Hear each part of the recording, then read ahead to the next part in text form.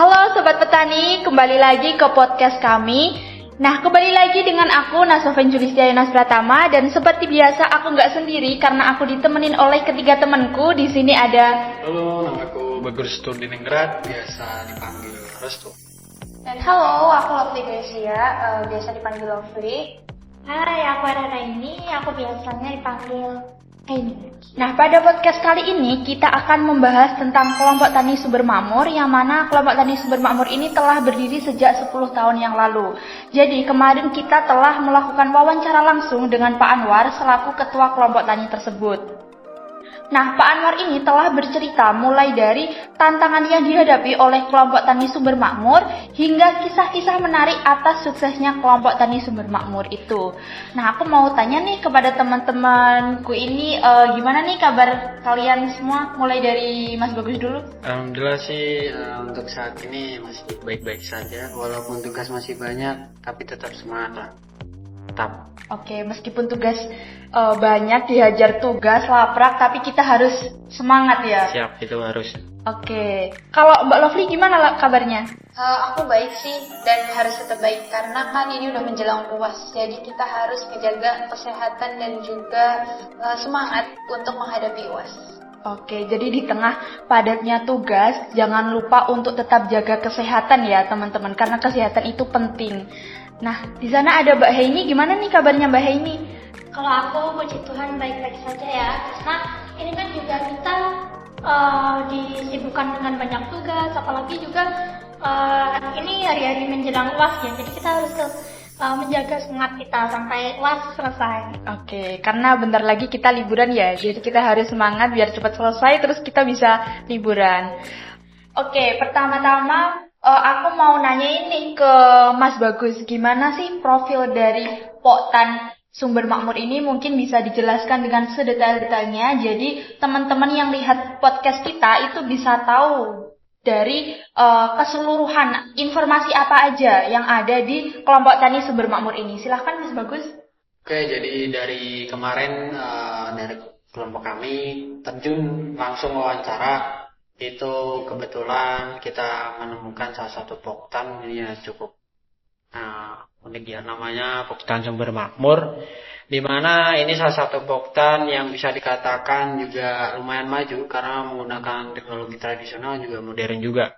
Jadi Poktan Sumber Makmur ini berletak di Dusun Sumber Agung RT 4 RW 2 Desa Sonorejo, Kecamatan Grogol, Kabupaten Kediri. Dan kelompok tani ini itu sudah berdiri sekitar 10 tahun. Yang diketuai oleh Pak Anwar yang berusia 60 tahun. Dan juga dibantu dengan istrinya yang bernama Bu... siapa lupa? Bu Anis. Bu Anis yang 54 tahun. Jadi Poktan ini juga dibantu oleh PPL atau penyuluh pertanian lapangan, dan juga bekerja sama dengan PT Sadana, yang dimana Poktan ini lebih menonjol ke komoditas tembakau yang biasa digunakan buat bahan rokok atau cigarettes.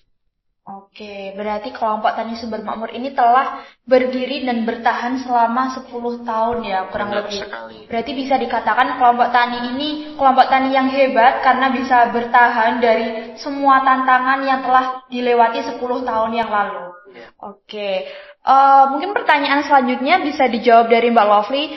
Aku mau tanya nih, gimana sih struktur dari kelompok tani Sumber Makmur ini? Silahkan Mbak Lovely.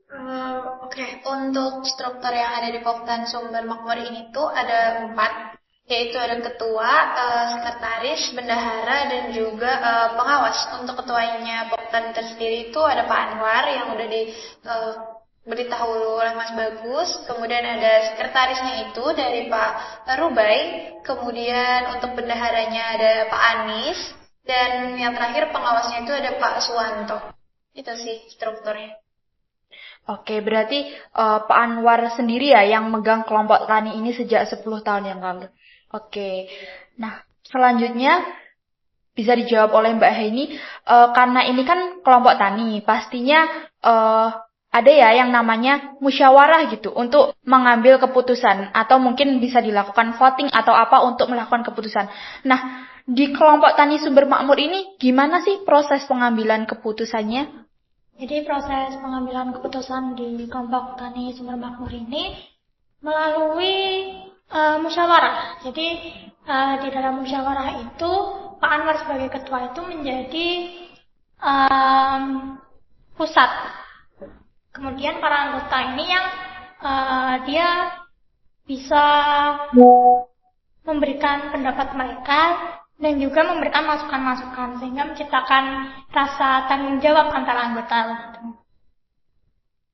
Jadi pengambilan keputusan itu tetap berpusat kepada Pak Anwar selaku ketua. Tuh, oke. Tapi anggotanya itu boleh nggak sih kayak berpendapat gitu, memberikan solusi yang terbaik begitu? Boleh. Itu karena ini musyawarah ya, pastinya setiap orang yang mengikuti itu berhak untuk menyuarakan pendapat mereka. Oke, terima kasih Mbak Heni. Kembali lagi ke Mas Bagus, mungkin bisa diceritakan dari hasil wawancara kemarin, apa aja sih tantangan yang dihadapi dari kelompok tani sumber makmur ini yang telah berdiri sejak 10 tahun yang lalu? Pastinya dari 10 tahun itu banyak sekali tantangan, bahkan keberhasilan di balik tantangannya itu. Silahkan bisa dijelaskan.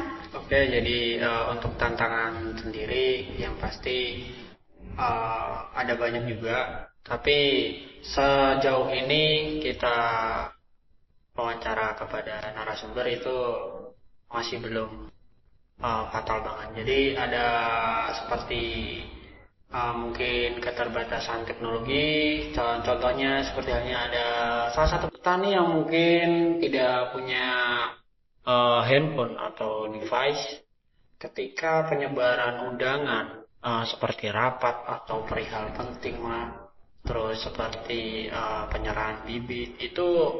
Jadi Pak Anwar dan Bu Anis ini harus mendatangi ke rumah langsung gitu. Jadi ya langsung terjun. Jadi contohnya seperti itu. Terus untuk yang lain mungkin ya tantangan seperti adanya seperti sekarang ini cuaca ya. Cuaca, jadi tembakau ini kan salah satu komoditas yang butuh yang namanya sinar matahari.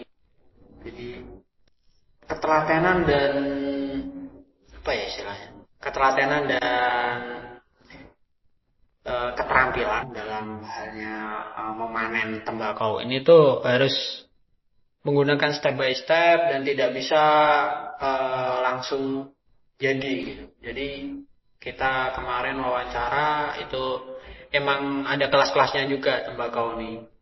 Jadi itu apa? Selain ada keterbatasan teknologi juga mungkin keterampilan atau istilahnya ketelatenan dalam pengolahan tembakau ini. Tapi sejauh ini sih masih oke-oke saja. Poktan sumber makmur ini. Oke, dari tantangan kesulitan teknologi karena anggotanya ada yang tidak memiliki handphone atau device, itu solusi dari Pak Anwar selaku ketua itu gimana?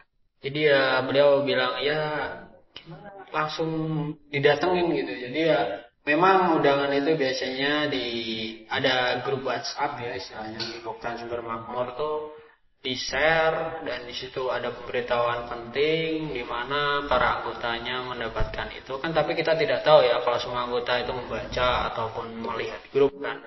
Jadi ada yang mungkin tidak punya handphone lah atau mungkin jarang membuka grup. Jadi Pak Anwar dan Bu Anis ini langsung terjun ke rumah dan langsung memberikan ya istilahnya wejangan atau istilahnya ajakan untuk mengikuti rapat tersebut.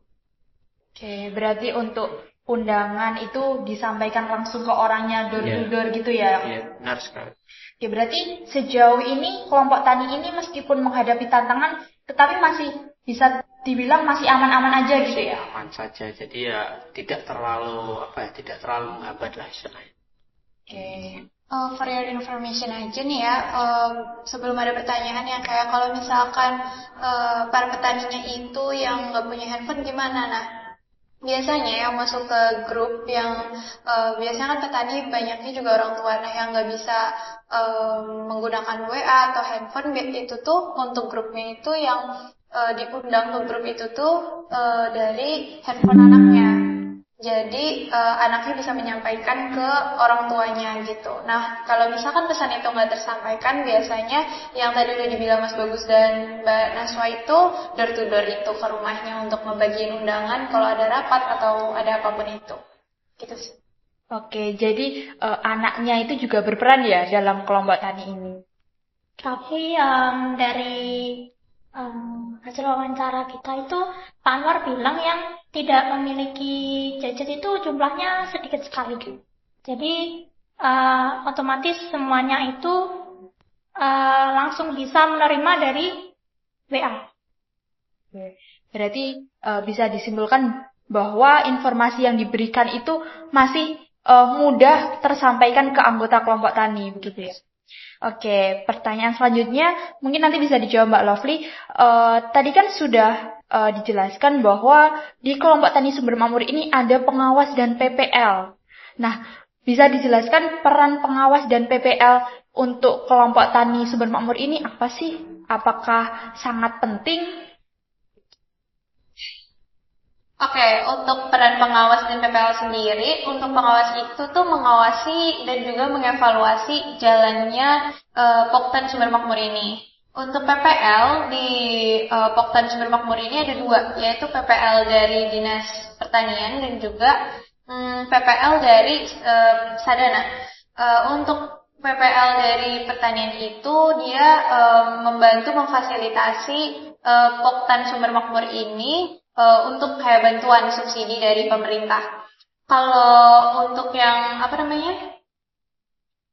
untuk PPL dari Sadana, dia itu memfasilitasi dari Sadananya. Karena kan di Sadana ini kan tembakau ya berfokusnya.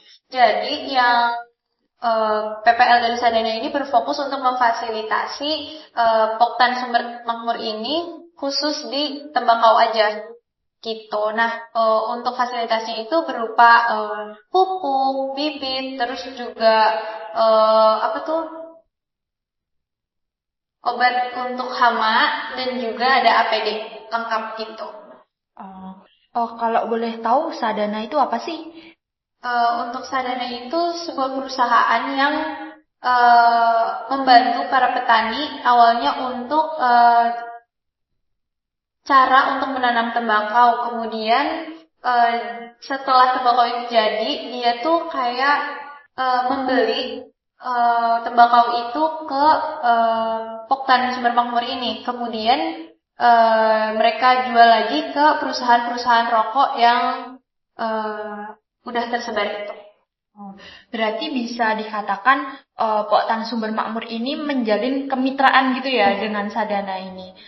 Jadi izin menambahkan ya, selain fungsi PPL yang disebutkan sama Mbak Lovely tadi, PPL ini juga berperan sebagai penghantar informasi bagaimana cara melakukan praktik pertanian yang baik dan juga sebagai mediator waktu ada konflik yang ada di sumber makmur ini. Oke, pertanyaan selanjutnya bisa dijawab oleh Mas Bagus. Tadi kan udah dijelasin bahwasanya kelompok tani sumber makmur ini juga ada teknologi untuk menunjang kinerja dari kelompok tani itu sendiri. Nah, boleh dijelasin nggak apa aja sih teknologi yang digunakan selama ini?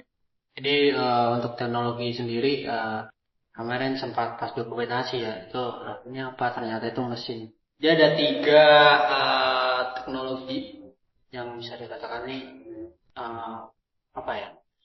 ciri dari pertanian modern ya. Itu ada hand traktor yang seperti banjak kecil itu, terus ada diesel buat perairan, dan juga ada semacam hand traktor juga tapi ukurannya kecil. Dan beliau juga punya mesin pemotong daun tembakau. Jadi mekanisme dari tembakau ini, daun ini dirajang. tipis-tipis, setelah itu jadi seperti kumpulan gitulah. Nah, habis itu dijemur. Nah, dijemurnya itu juga ada tekniknya sendiri ya. Butuh ketelatenan dan butuh skill. Dimana jadi ada 4 ya. Jadi ada 4. Yang pertama ada hand traktor, terus yang kedua ada diesel, yang ketiga ada ya seperti hand traktor tadi ini tapi lebih kecil, dan terus yang keempatnya ada mesin pemotong daun. Itu.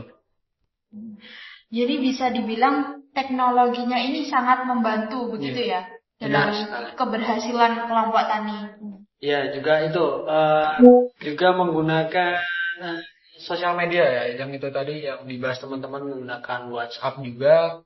Jadi bisa dikatakan tidak ketinggalan zaman juga. Jadi mengikuti perkembangan zaman antara door to door yang dimana itu juga mengurangi istilahnya kegagalan informasi, tetapi juga menggunakan media WhatsApp untuk istilahnya mengefektivitaskan arus dari informasi. Tuh, mantap. Kalau boleh tahu, teknologi yang digunakan kelompok tani sumber makmur ini dapatnya dari mana sih? Apakah mungkin dari uang pribadi setiap anggota atau sumbangan dari dinas, atau dari mana teknologi ini didapatkan? Jadi kemarin sempat tanya langsung dari Pak Nwar, itu emang dari bantuan itu dari pemerintah istilahnya, PPL dari dinas. Itu tadi ada diesel, terus bajak, dan juga apa ini? Sistem bajak yang kecil itu. Jadi tapi beliau juga punya salah satu mesin, yaitu yang pemotong daun, yang dimana itu punya beliau sendiri, yang punya poktan itu ditaruh di kediaman Pak Suwarno selaku pengawas dari poktan itu. Tuh. Oke, tadi sudah sempat dibahas tentang kemitraan dari kelompok tani sumber makmur dengan PT Sadana. Tapi menurutku aku belum banyak tahu informasinya. Mungkin bisa dikulik kembali, dibahas kembali bagaimana sih mekanisme kemitraan dari kelompok tani sumber makmur dengan PT Sadana ini. Mungkin bisa dijelaskan dengan sedetail-detailnya kepada Mas Bagus, silahkan. Oke, jadi izin menambahkan ya, tadi Denny dan Wakti sudah menceritakan sedikit. Tapi yang pasti itu pada intinya Poktan Sumber Makmur ini bekerja sama dengan PT Sadana. Di mana PT Sadana ini salah satu pabrik, bukan pabrik, perusahaan yang bergerak di bidang salah satu komoditas tembakau. Jadi sistemnya itu seperti kontrak ya. Kalau semisal dari petani Poktan Sumber Makmur ini melanggar istilahnya perjanjian, misalnya menjual tembakaunya ke orang lain atau tidak ke Sadana, itu pertama masih dikasih toleransi. Setelah 2 sampai 3 kali itu langsung dilepas kontrak. Istilahnya ya ada perjanjian lah. Dimana ini juga dijelaskan tadi juga, itu ada sistem paket. Di mana sistem paket ini memudahkan untuk para petani untuk memulai bisnis pertaniannya tentunya di komoditas tembakau ini. Dan juga ada PPL juga dari Sadana juga, yang mungkin yang dikulik oleh Heni tadi, ya ini juga memberikan praktek lapangan langsung gitu. Oke, jadi apabila ada salah satu anggota kelompok tani sumber makmur yang melanggar mekanisme kemitraan, itu bisa langsung dikeluarkan begitu ya dari kelompok tani. Iya. Jadi ya istilahnya kalau jadi difasilitasi, saling menguntungkan gitu. Sadana memberikan fasilitas dan Poktan Sumber Makmur memberikan komoditas atau hasilnya kepada PT Sadana ini. Jadi bisa dikatakan mutualisme lah, saling menguntungkan. Oke, mungkin dari Mbak Lovely atau Mbak Heni ada yang ingin ditambahkan? Jadi untuk mekanisme pengiriman anggota kelompok tani sumber makmur ke PT Sadana itu pada saat musim panen, para petani itu bergotong untuk mengumpulkan hasil panen mereka. Kemudian mereka mengirimkannya ke kepada PT Sadana menggunakan truk-truk besar yang lokasinya berada di Kota Ponorogo. Jadi pengiriman hasil tembakaunya itu dikirim ke Ponorogo, begitu ya, Kota Ponorogo. Menggunakan truk-truk besar. Itu kalau boleh tahu, ada jadwalnya kah truk-truk besar itu mengambil hasil tembakaunya itu?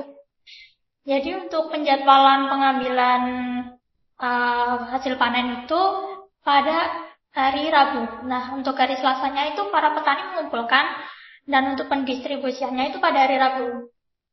Jadi hasil tembakaunya itu dikumpulkan terlebih dahulu di rumah Pak Anwar selaku ketua, begitu baru hari Rabunya diambil oleh truk-truk dari PT Sadana itu. Oke. Mungkin dari Mbak Lovely ingin menambahkan? Aku menambahin tentang sistem pemberian harganya. Nah, untuk sistem pemberian harganya ini, Sadana itu menggunakan sistem grade. Nah, jadi grade-nya itu ada A, B, C, dan seterusnya. Untuk grade A itu dia yang tembakaunya kualitasnya terbaik, dan begitu juga selanjutnya. Jadi semakin menurun. Nah, untuk grade A sendiri ini, untuk tembakaunya itu berwarna hijau ke kuning-kuningan gitu. Untuk B itu bisa kuningnya hampir mendekati ke coklat, dan C bisa coklat lebih gelap, dan selanjutnya bisa sampai ke warna hitam. Nah, untuk tembakau yang semakin jelek itu juga harga yang didapatkan juga semakin rendah gitu sih. Oke, jadi sama dengan penjual yang lain, jadi harga itu tergantung dari kualitas bahan yang ditawarkan gitu ya. Sebelum menutup podcast ini, boleh dong kalian menyampaikan kesan pesan kalian setelah melakukan wawancara ke kelompok tani Sumber Makmur. Dari Mas Bagus terlebih dahulu. Jadi yang pertama, pasti ya bangga lah. Pastinya kita dari mahasiswa pertanian bisa langsung terjun lapang dan bertemu dengan para petani ya, khususnya di sini ketua Poktan yaitu Pak Anwar dan serta istrinya yaitu Anis. Jadi dua narasumber ini tuh menjelaskan lah istilahnya, kita mendapatkan ilmu, mendapatkan insight yang cukup banyak, mulai dari cara pengkomunikasian dengan anggota, cara menyelesaikan masalah. Tentunya banyak lah kita benefitnya, walaupun kita harus istilahnya repot ya ke sana ke sini, dokumentasi, bahkan bikin podcast kayak gini. Tapi secara tidak langsung kita bisa belajar banyak, dan kita bisa mendapatkan pengalaman langsung tentang apa aja yang dikeluhkan petani, terus hambatan yang biasa dihadapi petani. Jadi harapannya sih kalau kita nanti jadi istilahnya sarjana pertanian ya, kita bisa tahu gitu kita harus ngapain ketika sudah lulus gitu. Oke, itu aja sih. Oke, kalau dari Mbak Lovely gimana nih kesan-kesannya setelah wawancara? Kesan-kesan dari aku sih so far so good ya, karena dengan aku wawancara datengin langsung ke kelompok tani Sumber Makmur ini tuh jadi aku tuh ngerti tentang pertanian gitu, karena nggak cuma di kampus dapat materi aja, tapi kita juga turun lapang yang mana jadi kayak oh ternyata yang dimaksud dari materi di kampus kita tuh kayak gini loh gitu. Jadi ada langsung kita melihat dan juga mendengarkan langsung dari petaninya. Dan juga setelah aku datang wawancara, jadi aku kayak ngerasa kayaknya aku next kalau udah lulus, dan aku pasti mau punya lahan dan juga mau nanam tembakau, karena emang income pemasukannya itu juga gede ternyata. Jadi aku pengen berbisnis juga itu sih. Oke, jadi setelah wawancara kemarin jadi menambah keinginan untuk punya lahan tembakau gitu ya Mbak Lovely. Oke, selanjutnya Mbak Heini silahkan. Kalau dari aku sih kesan-kesannya bangga banget ya bisa turun lapang terus mewawancarai petani-petani yang hebat ya. Dari wawancara tersebut tuh aku jadi semakin banyak wawasan gitu loh yang sebelumnya aku nggak tahu, terutama pada grade-grade dari tembakau itu sendiri. Nah, selain itu aku juga lebih mengerti mulai dari struktur, kemitraan, kemudian mekanisme-mekanisme, entah itu mekanisme pengiriman atau mekanisme penanamannya ya. Dan itu semua bisa menjadi gambaran buat aku waktu aku selesai lulus bagaimana cara menghadapi dunia pertanian. Oke, setelah mendengar kesan-pesan dari teman-teman yang telah melakukan wawancara dengan ketua kelompok tani, ternyata banyak sekali manfaat ya, karena dengan wawancara itu sama saja kita bisa melihat langsung penerapan ilmu pertanian di perkuliahan, karena kita langsung berinteraksi dengan orang yang telah melakukan ilmu itu secara langsung gitu.